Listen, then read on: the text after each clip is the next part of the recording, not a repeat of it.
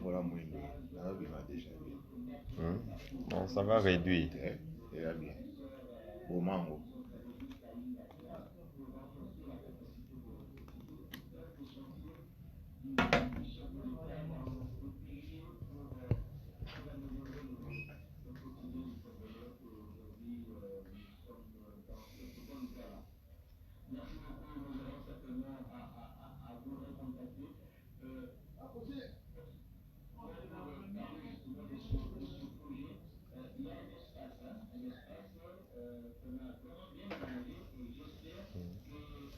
On est déjà en ligne. Il faut qu'on attende.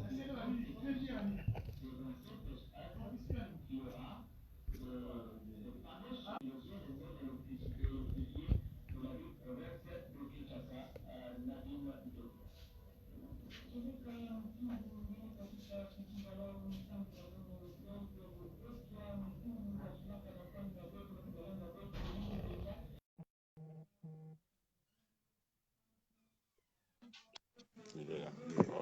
Ok. Moi,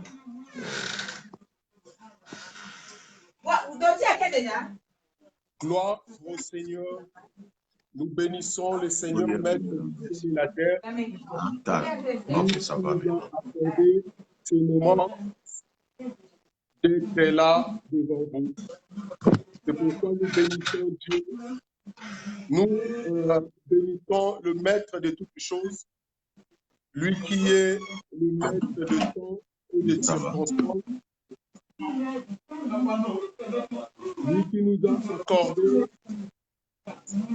de démarrer ses directs. C'est pourquoi nous disons shalom, shalom, shalom à tout le monde.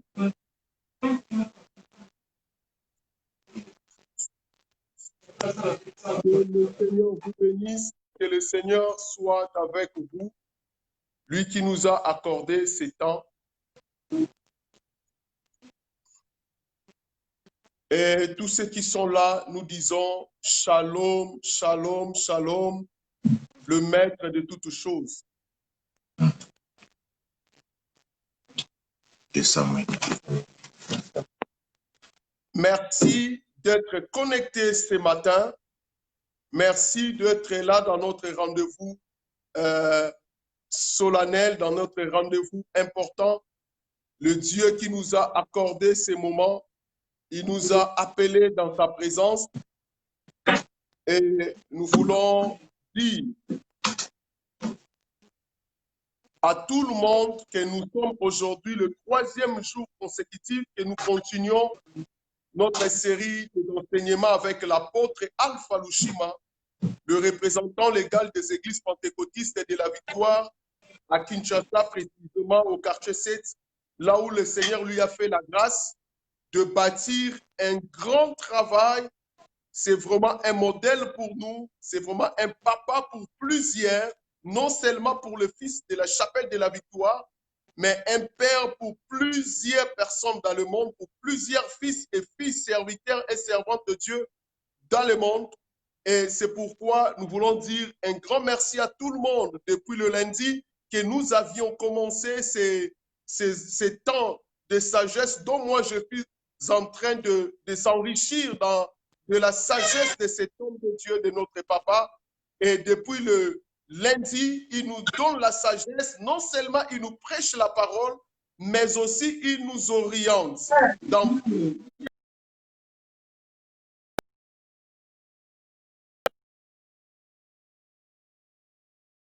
nous disons shalom et bonjour et nous voulons commencer dire à notre papa, papa bonjour, nous sommes heureux de vous écouter encore cet avant-midi et nous laissons la parole à vous, papa. Merci beaucoup pour cette émission merveilleuse qui bénit le peuple de Dieu. Gloire à Dieu pour tous ceux qui nous suivent. Je crois qu'ils sont édifiés. Leur vie est en train de se transformer. Je crois que c'est une très bonne chose. Gloire à Dieu. Alléluia. Amen. Ah. Ok, nous bénissons le Seigneur. Papa, aujourd'hui, nous sommes nous vous donnons vraiment le temps. Aujourd'hui, nous vous donnons vraiment le temps de nous parler sur le ministère parce qu'il y a beaucoup et beaucoup des enfants de Dieu, des serviteurs de Dieu qui sont là, qui ont besoin de votre expérience. Aujourd'hui, il y a plusieurs personnes qui se parachutent en fait dans le ministère par rapport au matériel, par rapport à tout ce qui se passe aujourd'hui. Plusieurs, vous êtes le modèle, vous êtes un père qui ont inspiré beaucoup de serviteurs, qui ont inspiré beaucoup des enfants de Dieu. Nous avons besoin de vous écouter, papa, par rapport à votre ministère, par rapport à tout ce que vous avez dans le carrière. Parce qu'aujourd'hui, nous avons l'impression comme si servir le Seigneur, quelqu'un peut sortir du lendemain, peut commencer à servir Dieu. Quelles sont votre démarche? Comment le Seigneur vous avait appelé? Quel est réellement le conseil que vous pouvez réellement prodiguer à nous, les serviteurs d'aujourd'hui? Et comment nous pouvions réellement détecter l'appel? Comment quelqu'un peut comprendre son appel? Comment quelqu'un peut entrer dans son appel? Comment quelqu'un peut commencer à marcher avec le Seigneur dans son appel? Parce qu'il y a plusieurs personnes, comme la Bible dit à l'époque du prophète Michée, il y avait 450 prophètes qui ont formé les cornes de fer. La Bible dit le corne de fer. Et pourtant, le corne, c'est naturel. L'appel est naturel, l'autorité est naturelle. Mais aujourd'hui, nous avons des serviteurs de Dieu qui commencent le ministère parce qu'il y avait quelqu'un qui l'avait vu, ou il y avait un talent ou un don qui s'est manifesté. Et aujourd'hui, nous avons des ministres par rapport au don, ministres par rapport à une grâce qui a été manifestée. Et plusieurs sont là en train d'exercer ce ministère. C'est pourquoi, papa, nous avons besoin de vous.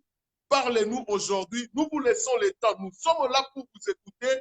Que le Seigneur vous donne la sagesse, que la parole coule, que la sagesse coule en vous. Nous vous écoutons, papa. Bon, c'est une question très, très pertinente puisqu'aujourd'hui, lorsque nous regardons dans ce monde, nous voyons qu'il y a des ministères qui naissent. Je ne sais pas par quel principe. Vous pouvez vous retrouver chez vous à la maison et qu'à un certain moment, vous entendez les tam-tams à côté, la parcelle à côté, là, quelqu'un en train de battre les tam-tams. Quand vous allez là-bas, vous trouvez qu'il y a quelqu'un qui vous dit « Tosto bandi musala nzambe ». Alors, c'est comme ça à travers le monde et surtout là-bas chez vous en Europe. Je crois qu'il y a des gens qui sont dans les ministères qu'ils ont eux-mêmes provoqués. Hein? Oui. C'est-à-dire quand il a quitté ce pays pour l'Europe, il avait une autre intention, se disait, à Kenapoto, je vais tailler ma pierre et ensuite je vais faire ça, ça, ça. Quand il arrive en Europe, dans le froid, il s'est dit, ah, alors, s'il a trouvé quelques personnes avec lesquelles il était ici à Kinshasa, il va leur dire, bon, Tobanara Musala Nzambe. Et c'est comme ça que les autres se sont improvisés des pasteurs. Mais moi, j'ai dit que pour faire le ministère, vous devez d'abord avoir un appel. Hein? Il faut être appelé. C'est-à-dire, l'appel, ce n'est pas quelque chose de facile, hein? Puisque nous pouvons voir ensemble avec vous l'histoire de Moïse. Hein? Si nous lisons dans Exode au chapitre 3, vous lisez le chapitre 3 et le chapitre 4, on est en train de nous parler de l'histoire de Moïse. Hein? Moïse qui a fui l'Égypte et qui s'est retrouvé dans le désert. Moïse était en train de paître le troupeau chez les Madianites. Oui. Et nous avons vu comment Dieu l'a appelé. Hein? Amen. C'est-à-dire, quand on nous appelle, parfois, il est très difficile de reconnaître que cela est l'appel de Dieu. Hein? Vous allez voir que... Papa, s'il vous plaît, j'ai quelqu'un qui m'a dit que votre vidéo, c'est juste le nez et la bouche qui se voient. Si vous pouvez juste arranger votre caméra, s'il vous plaît. Voilà, voilà. Comme ça. Voilà, là maintenant c'est bon. Là maintenant on vous voit complètement, papa. Vous ne voyez pas. Là maintenant c'est bon, on vous voit tranquillement, papa. Ok. Je voulais dire simplement ceci, que lorsque nous regardons l'appel de Moïse, cela va nous montrer exactement comment Dieu appelle les gens. C'est-à-dire, Moïse a été appelé par Dieu. Moïse lui-même ne croyait pas en cet appel-là. Il se disait, non, le Seigneur a fait l'erreur. Il n'a pas choisi l'homme qu'il fallait. Moi, d'ailleurs, il a commencé à présenter ses insuffisances physiques. Moi, je ne parle pas bien. Je ne dis pas que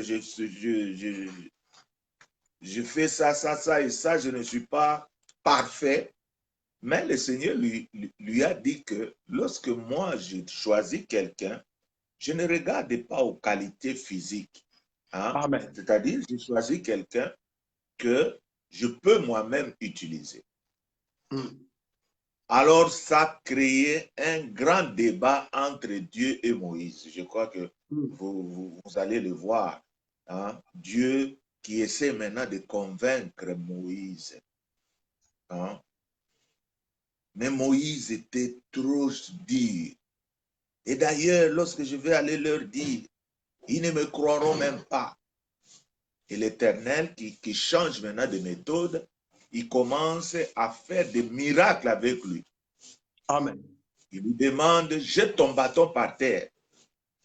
Il jette le bâton et le bâton se transforme en serpent. Hein? Et puis il lui dit encore, mets ta main sous tes aisselles. Et lorsqu'il met la main sur les aisselles, il ressort la main comme ça et il était complètement lépreux. Alors, qu'est-ce que cela a fait? Ça a donné à Moïse une certaine compréhension maintenant de dire que les choses pour lesquelles je suis appelé ne sont pas des choses naturelles. Il y a Dieu derrière ça. C'est ainsi que Moïse maintenant comprendra que c'est vrai que c'est Dieu qui l'a appelé. Alors par là, qu'est-ce que je vais dire? Je voudrais vous montrer certains principes que les gens doivent suivre pour croire réellement qu'ils ont été appelés par Dieu. Et je vais vous présenter ces principes et ensuite je vais appliquer ces mêmes principes à mon appel. Amen. C'est-à-dire, l'appel de Dieu commence par la pensée de Dieu. C'est Dieu qui a cette pensée en lui. Amen. Amen. Alors, il se choisit un homme. Normalement, lorsqu'il choisit un homme, l'homme n'est pas préparé à accepter directement cet appel de Dieu-là, puisqu'il se voit humain, il voit qu'il ne pourra pas faire ce que Dieu est en train de lui demander et il peut douter de ça. Yes. Alors, qu'est-ce que le Seigneur fera? Le Seigneur fera en sorte que la personne puisse comprendre que ce qu'on est en train de lui dire vient de Dieu. Amen. Si la personne comprend ça, c'est alors qu'on pourra parler de la vision. Hein? C'est par là qu'on peut dire que le Seigneur lui a donné une vision. Une vision, c'est lorsque une personne reçoit la pensée de Dieu et croit lui-même que cette pensée vient de Dieu. Et alors, en ce moment-là, on peut parler qu'il s'agit d'une vision. Amen. Hein? Alors, pour arriver à la vision, il faut que la personne soit convaincue que la chose qui lui est dite vient de Dieu. S'il a cette conviction, et c'est là qu'on peut parler d'une vision. Hein? C'est là où il peut dire ou encore proclamer aux gens que le Seigneur m'a donné une vision. C'est-à-dire, vous êtes vous-même convaincu que ce qu'on vous a dit, que ce qu'on a prophétisé sur toi vient de Dieu. Amen. Alors, lorsque quelqu'un reçoit une vision, avec cette conviction que cette vision vient de Dieu, cela va créer une passion en lui. Amen. Il Amen. cherchera à faire des choses avec zèle, puisque lui-même sait que ce que je suis en train de faire, je ne le fais pas de mes propres efforts, mais ce sont des choses qui viennent de la part de Dieu. Amen. Alors, quand cet homme qui sera zélé commencera à faire ce travail, il va impacter les gens qui sont aux alentours. Moi, je Amen. voudrais prendre un exemple. Lorsqu'il veut commencer une église, normalement, son zèle fera en sorte qu'il soit lui-même celui qui classe les chaises, celui qui balaye l'endroit, pendant que les autres sont en train de venir pour se mettre seulement. Amen. Alors, Amen. ces gens-là vont commencer maintenant à se poser des questions. Mais comment notre pasteur, il est toujours le premier arrivé sur le lieu, arranger les choses. C'est quoi ça? Hein? Et ça va maintenant, cet esprit maintenant va commencer à contaminer ceux qui le voient faire ça. Et comme ils sont contaminés, ils feront en sorte que lui ne soit pas la personne qui doit continuer à faire ce travail-là. Vous allez voir, lorsqu'il veut toucher ça, hein, quelqu'un va sauter. Non, non, non, non, parce que laisse-moi faire, laisse-moi balayer, laisse-moi arranger. Hein. Oui. C'est-à-dire, il a influencé les gens. Oui. Et les gens vont continuer à agir et à soutenir cette vision jusqu'à ce que cette vision s'accomplisse. Moi, si je peux prendre mon exemple, oui, il est tout à fait trop simple. C'est-à-dire, j'ai commencé à servir Dieu dans l'interprétation. J'étais en train d'interpréter le pasteur Anthony Gould. Oui. Et pendant que j'étais en train de l'interpréter, je n'avais pas l'idée qu'un jour, je serais serviteur de Dieu. Oui. Moi, je me disais, bon, je suis en train de faire mon travail d'interprète et le pasteur va me payer de l'argent et je me suis limité là-bas. Mais le jour où le pasteur Gould, hein, qui a été touché par Dieu, qui a vu ce que Dieu avait mis en moi, le jour où il est venu me dire que voilà, mon frère Alpha, je vais t'envoyer en Gili, tu seras pasteur de cette église. Oh là là là là. C'était quelque chose que je n'avais pas supporté. Hein. Vous savez que moi, j'ai étudié, hein, j'ai fait ma licence en pédagogie appliquée, j'avais mes ambitions, je voulais faire quelque chose qui m'était destiné. Et alors, maintenant, on me dit, voilà, tu vas aller commencer l'œuvre de Dieu. Ce n'était pas facile pour moi d'accepter cela. Hein? Alors, qu'est-ce qui m'a fait accepter cela? C'est ce que j'ai vu Dieu faire. Amen. C'est-à-dire, j'ai remarqué que je regroupais facilement les gens. C'est-à-dire, dans toutes les réunions, quand moi je suis là, je dis, bon, mes frères, nous allons prier. Vous allez voir les gens accepter cela avec beaucoup de facilité. Et moi, si je m'implique dans quelque chose de Dieu, vous voyez que les gens me suivent avec beaucoup de facilité.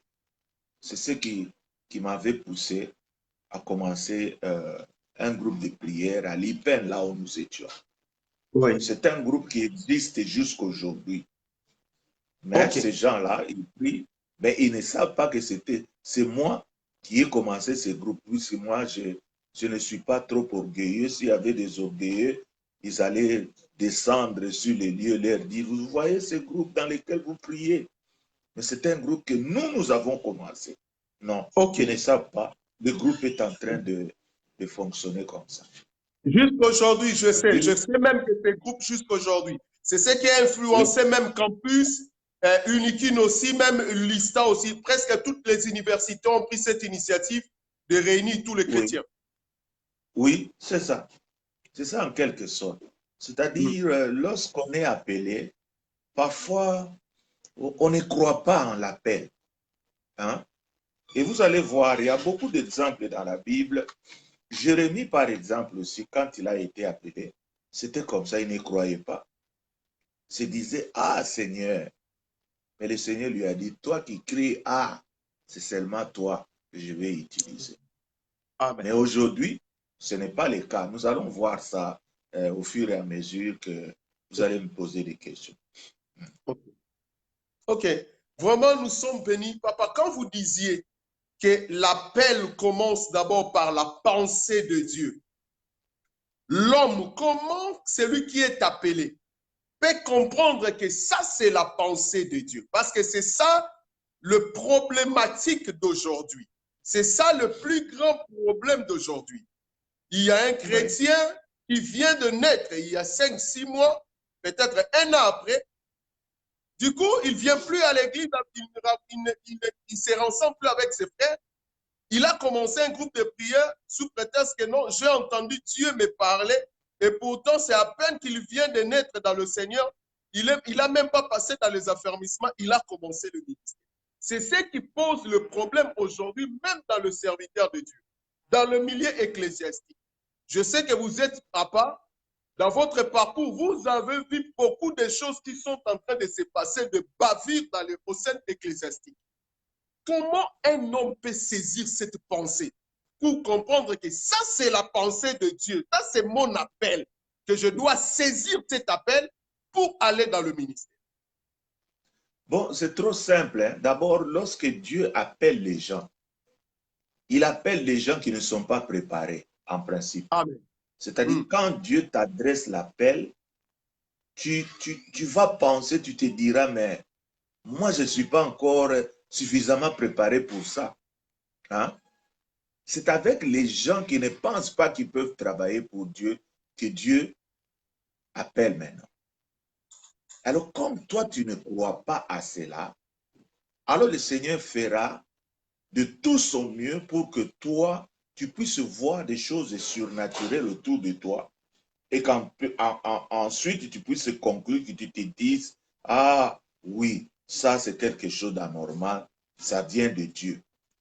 Quand tu crois que cela vient de Dieu, ça va maintenant influencer ton comportement. La manière dont tu vas te lancer dans cette œuvre fera étonner beaucoup de gens qui sont autour de toi. Oh, et lorsque tu te lances comme ça, tu verras que Dieu va t'accompagner. Tu vas faire un pas, encore un deuxième et un troisième. Lui fera le quatrième, le cinquième, et vous allez voir les choses commencer à marcher puisque ces choses ont été prévues, ont été préparées par Dieu. Gloire à Dieu. Oh, parce que Dieu l'a prévu et vous allez comprendre que c'était vraiment la pensée de Dieu. Il y a nombreux qui sont là, papa. Nous voulons poser deuxième question. Ouais. Est-ce qu'un ministre appelé par Dieu qui a compris son appel par rapport à ce que vous venez de détailler, est-ce qu'un ministre de Dieu qui a compris son appel, qui a saisi la pensée de Dieu, de son appel, est-ce que cet homme peut échouer avec l'appel de Dieu d'après votre expérience? Non, non. La vision n'échoue jamais. La vision de Dieu s'accomplit toujours. Hein? C'est pourquoi, lorsque nous lisons dans Habakkuk, je crois, hein, vous connaissez les passages d'Habakkuk. Oui. Quand Habakkuk dit que nous devons nous tenir sur la tour, hein, oui, et que nous puissions attendre sur la tour. Pourquoi? C'est puisqu'il y a quelque chose que Dieu a prévu pour nous. C'est-à-dire, si la chose est tarde, nous devons l'attendre. Oui. Pourquoi? C'est puisqu'il s'accomplira. Hein? C'est-à-dire, ce sont les gens qui d'habitude sont trop pressés. Hein? Ils peuvent abandonner et dire, bon, moi je vois que ça, ce n'est pas la vision de Dieu, il abandonne. Mais si tu t'accroches, la vision de Dieu n'échoue jamais. Hein? Les gens diront que, voilà, cet homme, c'est un homme de Dieu. Amen. Donc, celui qui est appelé par Dieu n'échouera jamais. Gloire à Dieu. Non. Gloire à Dieu. Mais aujourd'hui, nous voyons aussi, hein, Donc, ce qui échoue aujourd'hui, c'est sincèrement ne s'étaient pas appelés par Dieu, si nous pouvons comprendre. Bon, je peux dire ceci, hein. Vous savez, dans le problème de la vision, nous pouvons distinguer trois personnes, trois sortes de personnes. Oui. La première personne, nous pouvons dire qu'il y a des gens qui ont eu la vision, oui, mais qui l'ont abandonnée au milieu. Oui. Hein? Oui. Ils avaient la vision de Dieu, mais puisqu'ils ne sont pas patients, hein, au milieu de quoi, de ce qu'ils font, ils se disent, ah, on dirait, il abandonne. Oui. Et nous avons aussi dans ce monde des gens qui n'ont pas de vision. Oui. Nous le retrouvons dans cette œuvre de Dieu. Il n'a pas de vision. Vous êtes en train de prier dans cette église, vous ne savez pas où est-ce qu'il vous amène. Puisqu'en principe, lorsque vous devez commencer une église, vous devez expliquer aux gens la vision pour laquelle Dieu vous a appelé. Amen. Hein? Moi, par exemple, je ne cesse de le dire que moi, j'ai été appelé à Ndjili pour délivrer ce peuple de Ndjili. Hein? Amen. Vous savez que Ndjili, en grande partie, se composait de quoi? À 95% ou encore à 90% des gens du Bas-Congo. Hein? Oui. C'est là où le Seigneur m'avait envoyé pour dire que ces gens sont des gens qui travaillent avec l'argent de la famille, l'encodia. Okay. Oui. Alors moi, je t'envoie là-bas pour que tu puisses aller les délivrer. C'est pourquoi lorsque nous avons commencé cette église-là à Morankosi, nous étions des gens qui n'avaient pas d'argent, des gens qui étaient presque nuls. Et maintenant, nous avons appliqué maintenant la délivrance. Ce sont ces gens-là qui étaient nuls qui sont devenus aujourd'hui les gens qui sont en train de soutenir cette vision. Hein? Okay. C'est-à-dire, le Seigneur m'a envoyé avec une vision, c'est-à-dire avec une mission bien déterminée. Donc, il y a ceux qui ont une vision, qui l'ont abandonnée, ceux qui n'ont pas de vision et ceux qui ont la vision. Alors, il ne faut pas comprendre. C'est pourquoi il y a certains échecs que nous constatons de la part de certaines personnes. Nous nous disons que, voilà, cette personne qui avait une vision. Non, en soi, vous devez d'abord les distinguer dans ces trois catégories. S'il a reçu la vision de Dieu, cette vision s'accomplira. Il doit attendre, même à quelques 2 jours avant sa mort. Il verra que ce que Dieu lui a demandé va s'accomplir. Amen, amen, amen, amen, amen. Donc, c'est lui qui a la vision, chers internautes, nos bien-aimés, les hommes de Dieu qui sont en train de nous écouter. Si vous avez la vision, comme papa vient de le dire, même avant votre 2 derniers jours, l'accomplissement de cette vision va s'exploser. Oh, quelle parole puissante, quelle parole puissante, quelle parole de gloire. Papa. C'est pourquoi je voudrais dire aussi que la parole de Dieu le dit aussi, que là où il y a la vision, il y a toujours la provision. C'est-à-dire une vision ne peut pas échouer. C'est-à-dire quand on te donne la vision, même s'il n'y a pas de partenaire, la provision pourra venir de ne sais où.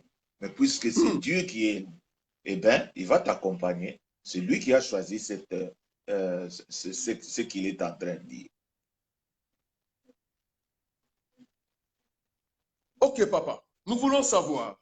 Oh, vous savez, papa, il arrive des fois, quand vous êtes en train de parler, il y a beaucoup de questions qui arrivent, mais je voulais poser une question. Papa, oui. Comment une église peut croître d'une manière numérique? Nous savons que l'aspect évangélique fait partie. Mais là, nous sommes en face de vous, papa, par rapport à votre expérience. Hier, vous avez dit une chose qui était si capitale. Lorsque vous avez commencé votre ministère, vous n'étiez pas encore théologien. Mais c'était l'un de vos frères qui vous a poussé d'aller étudier, faire les études en théologie. Quels étaient ces secrets que les gens venaient dans votre église, dans ces ministères que le Seigneur vous avait donnés? Je me souviens, début des années 90, c'était une foule extraordinaire. foule terrible. Quel était le secret en fait de cette croissance numérique et voire même une croissance spirituelle de cet impact de ministère que Dieu vous avait donné jusqu'à aujourd'hui? Mais c'est trop clair. Il faut simplement avoir la vision de Dieu. Hein? Amen. C'est-à-dire, moi, quand j'ai été appelé, bon, je ne sais pas si je peux dire la manière dont j'ai été appelé. Je peux vous donner mon témoignage. Amen. C'est-à-dire, un jour, hein, j'étais à la maison, devant ma porte. J'avais mis ma chaise là. J'étais assis en train de regarder ce qui s'est passé dans la rue. Pourquoi? C'est puisque j'en avais marre. Je me disais, ce monde est injuste. Pourquoi les gens, il y a un groupe de gens qui doivent réussir et que d'autres sont coincés, les choses ne marchent pas. Ce monde, moi, ça ne m'intéressait pas. J'étais là en train de méditer à vouloir me faire du mal. Alors c'est à ce moment précis qu'une sœur du quartier venait et passait devant là où j'étais et qui me dira, mon frère Alpha, est-ce que tu ne peux pas m'accompagner quelque part? Et comme j'étais là à ne rien faire, j'ai accepté mécaniquement et je suis parti avec lui, avec elle plutôt.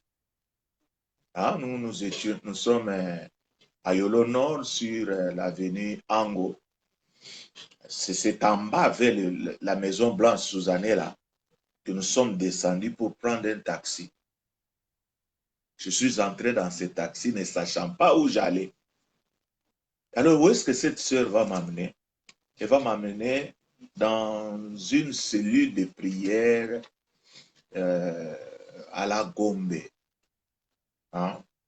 C'est une cellule de prière qui était dirigée par une sœur qui travaillait à la voix de, comment on appelait ça? À la voix du peuple, à la voix d'Isaïe. À la voix d'Isaïe, c'était la sœur Mikiti. Elle a été la femme de quoi? D'un journaliste là-bas. Hein? Ce journaliste a épousé l'une de la famille présidentielle de Mobutu et puis elle a abandonné cette sœur. C'est ainsi que cette sœur est devenue maintenant une servante de Dieu. C'est là où nous sommes arrivés. Nous sommes allés. Et il y avait cette cellule. Vous voyez, moi j'étais là avec d'autres pensées, voulant me faire du mal. Et maintenant je me retrouve dans un groupe de femmes qui partageaient la parole de Dieu. Alors c'était pour la toute première fois de voir une femme qui prêchait la parole de Dieu avec autorité comme cette femme-là. Et qu'est-ce qui est arrivé? Pendant que nous étions dans la séance de prière, cette femme-là a reçu une parole de prophétie. Elle a commencé à s'adresser à moi. Mon fils, ça fait très longtemps que je t'ai cherché. Mais aujourd'hui, je t'ai eu. Je ferai avec toi des grandes choses. Il a commencé à me raconter toutes les choses que je suis en train de faire aujourd'hui. Je ferai avec toi des grandes choses. Hein? Tu vas travailler pour moi. Tu t'étonneras de ce que je ferai avec toi. Et il a dit des choses. Et moi, c'était la première fois d'écouter cette prophétie. Et puis, nous sommes partis. Je venais dans ce groupe de prière de temps en temps. Et à ce moment-là, j'étais étudiant à l'IPEN. Hein? Alors, quand je suis rentré sur le campus de l'IPEN, j'ai commencé par commencer un petit groupe de prière. Moi-même, je n'étais pas prédicateur. Mais qu'est-ce que je faisais? Je disais aux autres étudiants, mes frères, venez, nous allons prier. Et je voyais que lorsque j'ai dit à quelqu'un de venir à la prière, il venait sans problème. Et ce petit groupe qui a commencé avec 4 personnes, 12 personnes, et ça fait que nous avons commencé à remplir les pavillons de l'IPEN. Amen. Qu'est-ce que je faisais en ce moment-là? J'allais chercher les prédicateurs de l'extérieur qui venaient nous prêcher dans cette... Voilà comment moi j'ai commencé ça. Les choses ont commencé comme ça.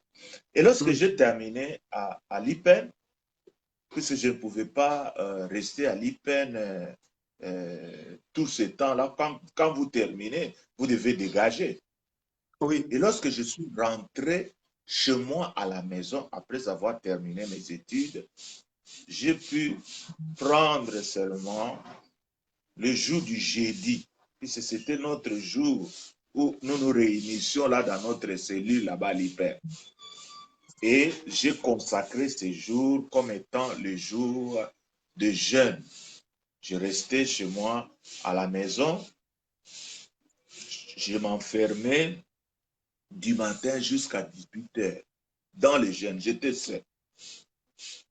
Et qu'est-ce qui arrivait? Pendant que j'étais en train de prier, il y a des gens qui venaient aussi me rendre visite parfois. Quand ils viennent à la maison, on dit non, les colonel jeûne, il ne reçoit pas. Alors quand je termine, les gens me disent, mais pourquoi toi tu veux prier toujours seul? Mais nous pouvons aussi venir à prier avec toi. Qu'est-ce que nous avons remarqué? J'étais seul. Et le jeudi prochain, il y a 3 personnes qui s'ajoutent. L'autre jeudi, c'est comme ça que le groupe de prière de Yolo est né. OK. Alors Okay. nous sommes retrouvés avec un grand nombre de gens. Et jusque-là, je ne croyais pas encore que Dieu m'a appelé pour faire son travail. Amen. Ouais. Et comme on était plus près comme on était à l'IPEN, on était plus près de l'église Laborde. C'est ça l'église Laborde, c'est là où j'ai commencé mes pas spirituels. J'ai commencé à servir le Seigneur dans le ministère de Jacques Vernon. C'est là où je suis resté. Nous avons commencé. Et un jour, ça c'est encore un autre épisode, Dieu a envoyé un missionnaire, l'apôtre Anthony Gould, qui est venu maintenant en République démocratique du Congo. Et comme il était à la recherche d'un interprète, un jour, il a été invité pour prêcher dans l'église du pasteur Miezi, qui est aujourd'hui prophète à Miezi en Angola. En Angola. Oui. Alors maintenant, Miezi me connaissait déjà puisque je l'ai invité souvent à venir prêcher dans notre petit groupe là. Et alors, il a commencé à raisonner. Bon, où est-ce que je vais trouver l'interprète? Je vais trouver l'interprète où? En ce moment-là, j'étais professeur au lycée Kabamba. C'est là où j'ai donné cours d'anglais.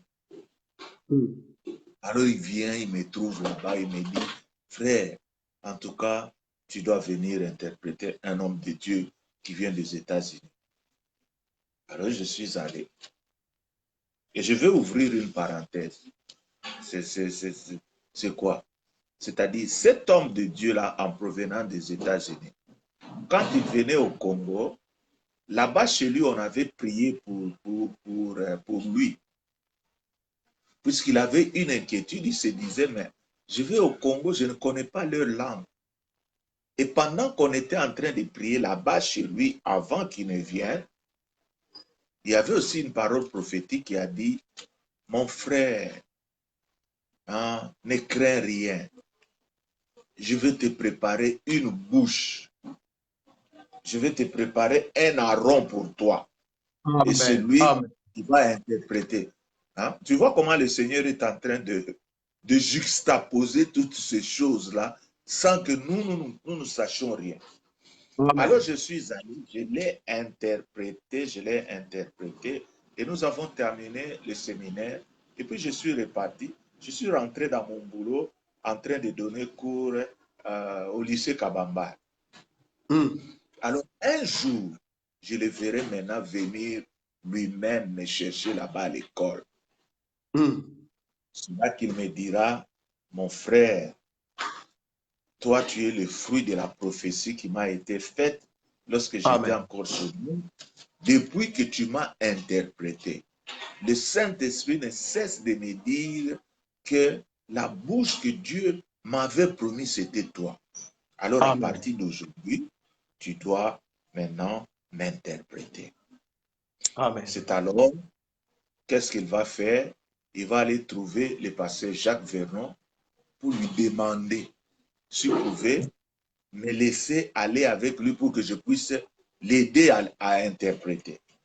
Donc, Et le pasteur, donc, ouais, c'est très important ce que vous venez de dire là. Il y a des hommes ouais, de Dieu qui sont là. Vous voyez un modèle comme l'apôtre Alpha Louchim, mais qui reconnaît qu'il a un père. Il y oui, a des hommes de Dieu aujourd'hui qui sont de Melchisedec. oui, Voyons-nous justement. aujourd'hui un papa modèle comme celui-ci. Il reconnaît que le fait Jacques Vernon, que son âme repose en paix, il est avec le Seigneur dans le ciel. Il reconnaît que l'apôtre Anthony Gould est venu non seulement avec sa position américaine, mais il était allé voir le pasteur Jacques Vernon pour demander. Oui, Mais aujourd'hui, papa, oui. nous avons des enfants, des serviteurs qui sortent de chez lui comme ça pour il commence son œuvre. Abandi ligablo na ya bandi musala na nzambe tata na yo nani, on ne connaît pas. Ouais, ça c'est très important. Alors moi j'ai été élevé, j'ai grandi dans l'église de la Borne. C'est là où maintenant le pasteur Anthony Gould viendra, puisque je lui étais très important. Hein? Il m'a dit, en tout cas, si je rate ce jeune homme, avec l'interprétation que j'ai sentie, la manière dont nous parlions avec lui, il est venu, gloire à Dieu, le pasteur Jacques Vernon lui a dit, OK, il n'y avait pas de problème. C'est ainsi que j'ai quitté la borne pour m'attacher maintenant au révérend Anthony Gould. C'est comme ça que nous avons commencé à travailler. Ok. Lui, Anthony Gould était dans la 34e CADAF. Oui. Hein, vous savez qu'aujourd'hui, en République démocratique du Congo, on ne peut pas devenir un représentant légal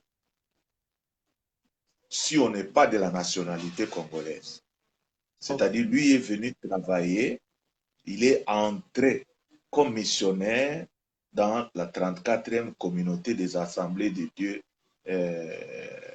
à l'est d'Isaïe. Hein? Ok. Alors moi, j'ai commencé à l'interpréter. C'est maintenant lui qui découvrira en moi que j'ai un appel de Dieu. C'est lui maintenant qui va m'envoyer dans l'œuvre de la mission. Amen. Oui. C'est-à-dire, moi, je ne suis pas un pasteur de la 34e CADAF. Lui s'occupait des CADAF. Moi, j'étais son interprète. Ok. Ok. C'est-à-dire, quand il m'a envoyé, j'étais un pasteur qui n'avait pas de lien avec une communauté. Je ne dépendais que de lui. Oui. Ok. C'est comme ça que je suis parti. Et lorsque les choses n'ont pas bien marché à cause des pillages, lui, il est rentré. On a mis quelqu'un à l'église qu'il avait commencé à Massina. Et moi, qui était un pasteur que lui a envoyé dans la mission, je devais maintenant me débrouiller pour faire l'œuvre de Dieu maintenant. Ok. Comme mon mentor, celui qui m'a formé, que celui qui m'a envoyé dans l'œuvre de Dieu, n'était plus là. Qu'est-ce que je devais faire? Abandonner ou encore continuer? C'est pourquoi maintenant j'ai continué. Et c'est par là que j'ai compris que lui n'était que l'instrument que Dieu a utilisé pour m'amener à accepter que le Seigneur m'a donné une vision. Gloire à Dieu. Et c'est comme ça que j'ai commencé à Morancos. Et de Morancos, nous sommes allés au Ciné Cité 4. Et de Ciné Cité 4, nous sommes arrivés chez Luki. Et à partir de chez Luki, nous avons pu acheter les parcelles. Et à partir de ce moment-là, nous avons construit jusqu'au moment où les choses se sont redressées comme ça. C'est comme ça. Gloire au Seigneur, gloire à Dieu. Mes bien-aimés, nous sommes en train d'être bénis. Papa, vous êtes un bibliothèque. Vous êtes une sagesse d'une génération et un modèle de décennies et de décennies.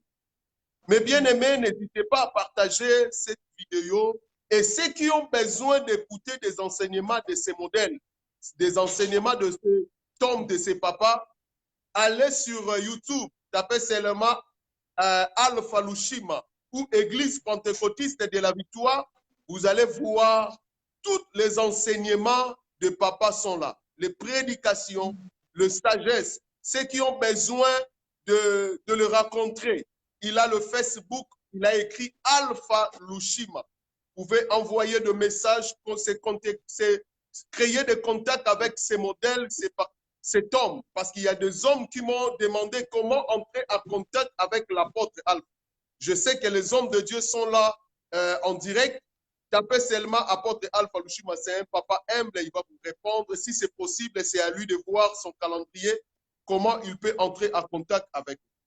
Papa, c'est important ce que vous êtes en train de dire à ce qui concerne le Père. Nous voulons savoir,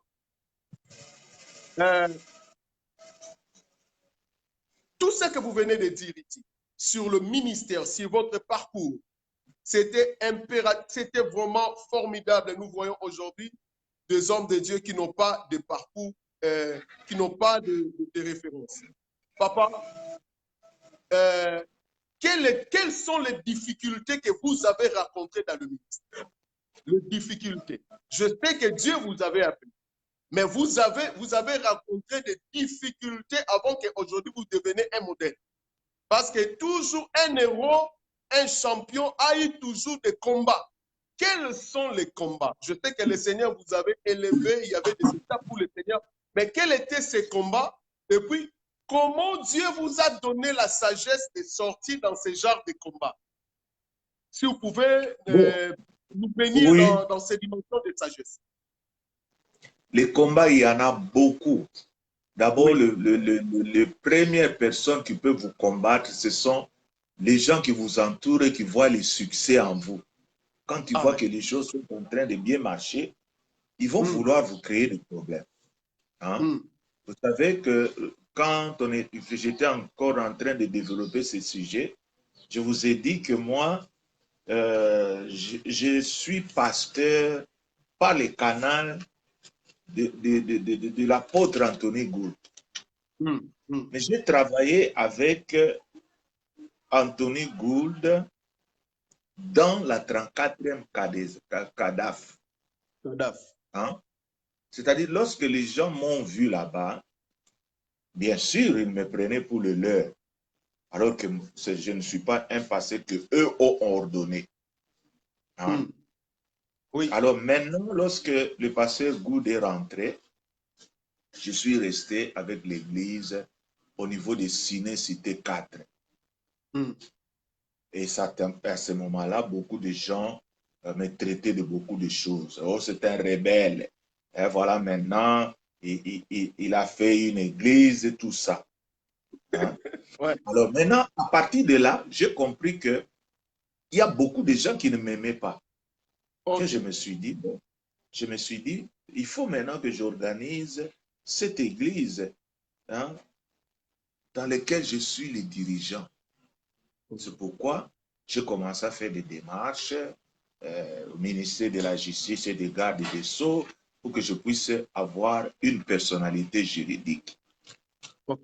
Et comme c'était les choses qui marchaient dans le plan de Dieu, eh bien, j'ai pu en 2003 recevoir la personnalité juridique qui me reconnaît comme président représentant légal des églises pentecôtistes de la victoire. Okay. Je n'ai pas dit le représentant légal de l'église chapelle de la victoire, non. Ça pouvait donner une confusion. Église pentecôtiste de la victoire. Ok. C'est de là où je suis maintenant. Et Ok. les choses ont commencé maintenant à marcher comme sur des roulettes. Vous savez que Oh. lorsqu'on a une vision, à côté, on doit toujours avoir des ennemis. Ça, c'est encore un signe qui te montre que réellement tu es dans le bon. C'est ce qui n'est pas combattu, n'est pas l'œuvre de Dieu. Ah. Ok. Vous voyez? Gloire. Ouais. Gloire à Dieu. Nous sommes en train d'enrichir toujours qu'il y aura de combats, surtout ceux qui sont à côté de nous. N'hésitez pas à partager ce genre de direct. Nous sommes en train de bénir, nous sommes en train d'enrichir dans notre parcours avec l'apôtre Alpha Lushima. Papa, nous sommes terribles. Nous avons vu comment le Seigneur a marché avec. Nous avons des serviteurs de Dieu qui sont en train de vous écouter, qui sont en train d'être bénis. Le message sont là. Il y a des gens qui sont en train d'honorer, de louer votre parcours. Mais dans votre parcours, papa, nous n'avons pas constaté la rébellion. Dis-nous aujourd'hui, quel était votre secret? Comment vous avez géré vos enfants? Je me rappelle, pendant tous ces temps, début de votre ministère, vous vous êtes décidé de consacrer vos enfants. Le 10 premiers pasteurs que vous avez consacrés, c'était juste le jour de l'inauguration du temple de l'église pentecôtiste de la Victoire, quartier 7. C'était dans les années 2012. Comment pouvez-vous gérer votre ministère avec autant de succès, avec autant de gloire? Le Seigneur vous faisait déjà de miracles extraordinaires.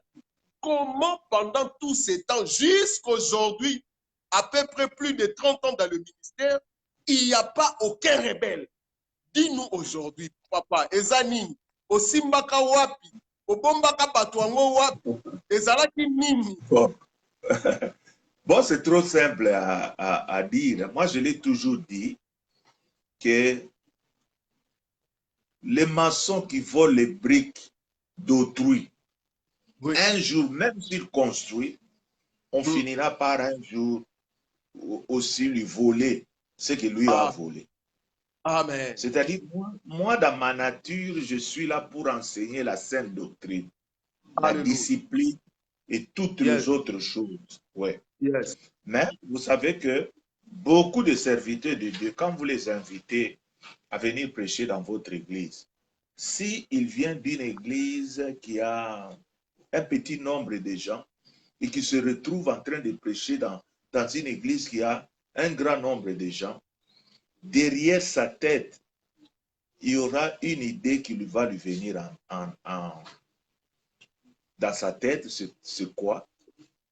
Vouloir bien prêcher. Souvent beaucoup d'autres serviteurs de Dieu, quand vous l'invitez, et si c'est que l'église est une église là qui a un renom, qu'est-ce qu'il va faire? Il va se préparer, mais pendant 3 jours, pour exceller, dans le but d'aller toucher les autres membres qui sont déjà dans leurs églises.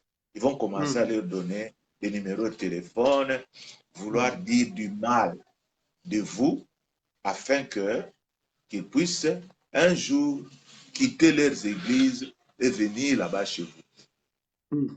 Et surtout, les grosses légumes, là, on les recherche.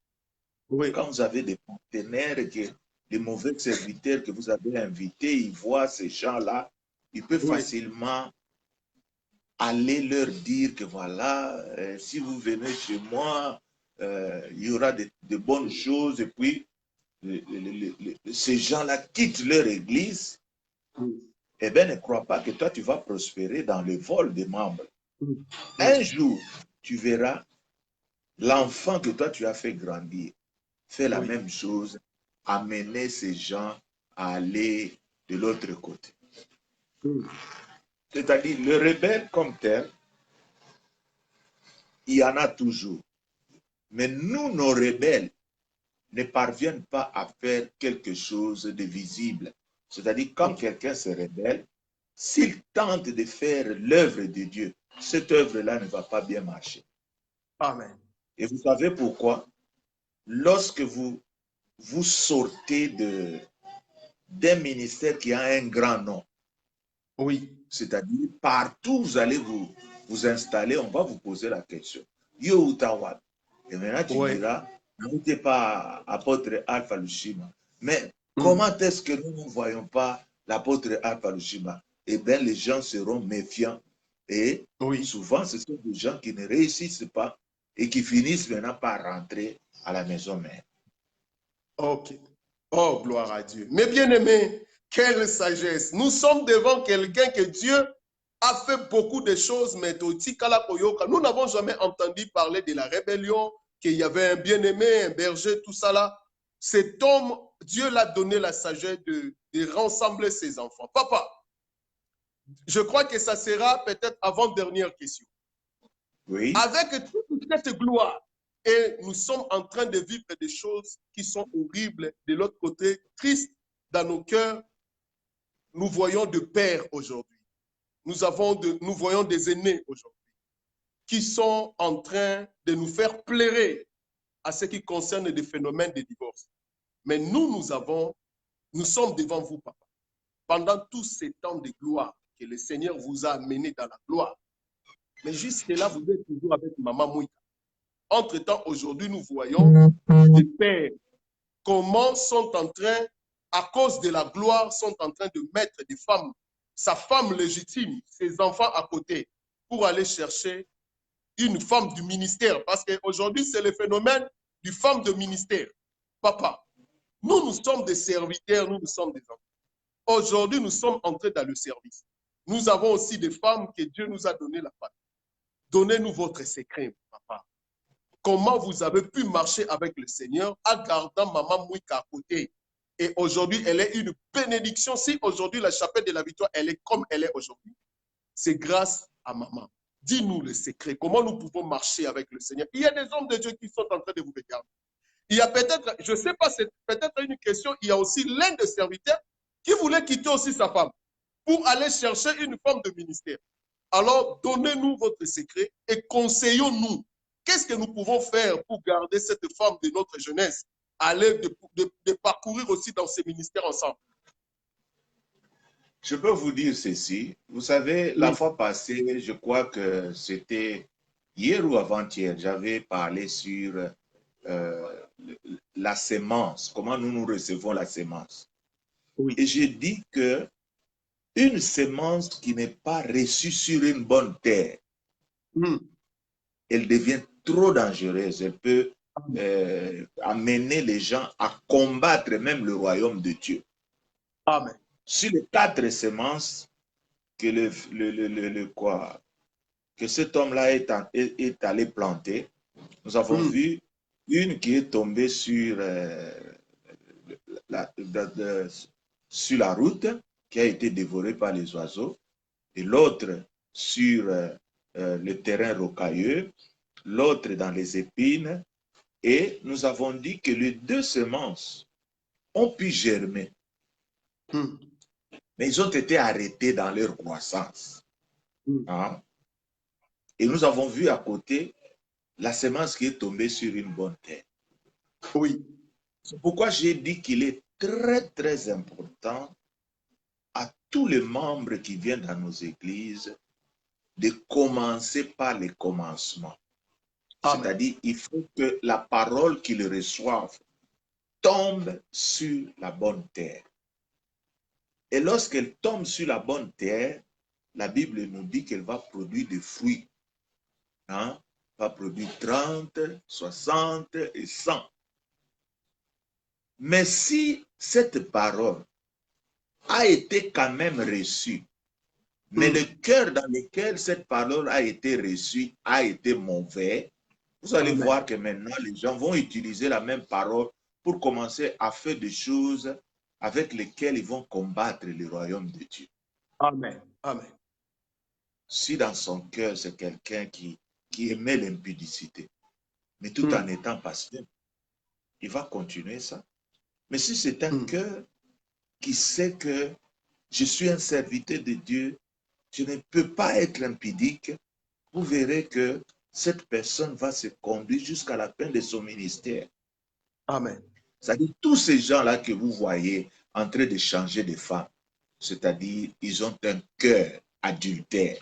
C'est-à-dire, Amen. ils ont reçu cette parole sur un terrain qui n'a pas été bien préparé. Puisque Est-ce la qu'ils ont besoin de personne, la délivrance, papa? Est-ce qu'ils ont besoin de la délivrance? bien sûr, c'est-à-dire, Ok. lorsqu'ils m'entendent comme ça, c'est pourquoi j'ai dit que le recommencement vaut mieux que la continuité. Amen. C'est-à-dire, au lieu de continuer, vous prenez une décision de dire non, non, non, non, je vais recommencer. Hein? Seigneur, je veux qu'à partir d'aujourd'hui, que je devienne une autre personne. Amen. Et vous allez changer de vie.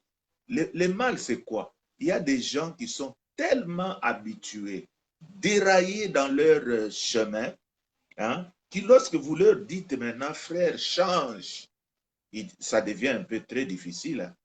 Ok. On se dire, mais on va changer d'ennemi. Là, vous êtes maintenant quelqu'un de foutu. Hein? Un candidat de l'enfer. Oh yes. Papa, merci beaucoup. Oh, quelle gloire. Quelle mission riche. C'est une mission riche. Papa, je vous ai entendu, j'ai eu le temps d'être sous vos pieds, mais aujourd'hui, je suis en train d'entendre un cœur de papa qui est ouvert, en train de nous parler beaucoup de choses. Papa, nous sommes là, il y a ceux-là qui sont en train de vous écouter, mais qui sont des serviteurs aujourd'hui, mais qui ont des problèmes avec leur père. Nous avons compris que le parcours de votre ministère, ou bien la réussite de ce ministère dépend de votre attachement avec votre père, l'apôtre Anthony Gould. Moi, je suis le fruit de votre service, de votre ministère. Comment à chaque fois que vous vous attachez toujours, il arrive des fois, vous partez 2 fois l'année aux États-Unis pour aller voir votre père spirituel. Vous invitez aussi à Kinshasa. Là, vous avez, je voulais aussi annoncer à ceux qui sont en train de nous suivre, l'apôtre a une activité annuelle, c'est une conférence annuelle dont il parle beaucoup plus sur la vision. Il parle beaucoup de choses sur la vision. Et dans cette activité annuelle, son père spirituel, l'apôtre Anthony Gould, ne manque pas. Il assiste toujours dans toutes ces activités. Mais papa, nous avons des serviteurs de Dieu qui sont là, qui servent le Seigneur, qui ont des problèmes avec les pères spirituels. Nous avons aussi de Melchisedec qui ont commencé le ministère sous prétexte que Molimo na Nzambe mutalobela kingai. Na lalaki, na lotaki, Nzamba lobi na ngafuna banda musala. Mais là, ils sont en train de vous écouter. Ils ont compris que je ne peux pas évoluer sans avoir un père. Je ne peux pas aller plus loin sans qu'il n'a brisé source. Ma source, j'ai rompu la source. Qu'est-ce que vous pouvez leur dire? Est-ce qu'ils doivent continuer comme ça, avec des problèmes avec leur père? Est-ce qu'ils doivent s'entêter, s'endurcir, de continuer comme ça sans père? Qu'est-ce que vous pouvez leur dire? Parce que nous avons des serviteurs Melchisedec qui sont têtus envers leur père spirituel. Quel est le conseil que vous pouvez nous prodiguer? Je peux leur conseiller ceci. Vous savez, un enfant, même quand il parle, c'est-à-dire il doit toujours apprendre le langage à partir de quelqu'un. C'est-à-dire l'enfant imite. Allez, viens, toi, prends ça. Hein? Il y a des gens qui t'ont appris ce langage-là. Et devant Dieu, Dieu veut que nous soyons reconnaissants envers Dieu. Le dit que nous devons honorer nos parents. Oui. Même si ton père spirituel n'était pas un homme de si extraordinaire, qu'est-ce qui t'empêcherait de t'humilier et d'aller arranger les choses avec lui?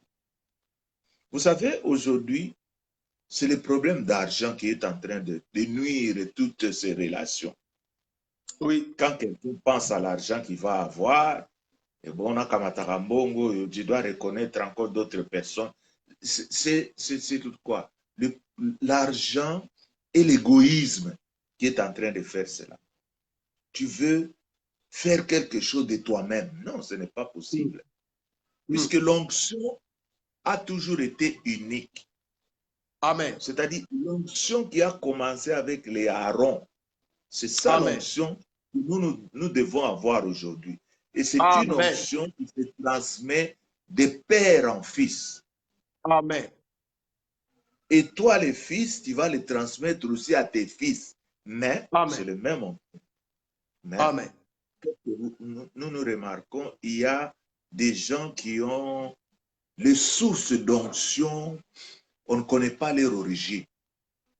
Toi qui as un père spirituel, quand tu arrives en Europe, tu t'arranges pour te faire ordonner par quelqu'un qui ne te connaît même pas.